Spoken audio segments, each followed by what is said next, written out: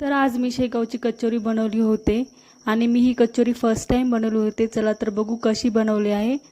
मैदा घेतले, त्यात ओवा, मीठ, बेकिंग पावडर, 2 चमच तूप टाकून मिक्स करून घेतले। नंतर त्यात पाणी टाकून छान असा उंडा मळून घेतला आणि अर्धा तास रेस्टसाठी ठेवला।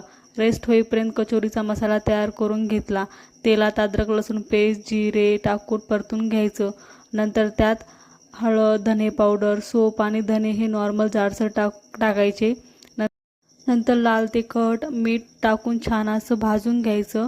मुगाची डाळ भिजत घातलेली होती, मग ती मिक्सरमधून जाडसर अशी काढून घेतली आणि मसाल्यामध्ये मिक्स करून थोडा वेळ परतून घ्यायचं।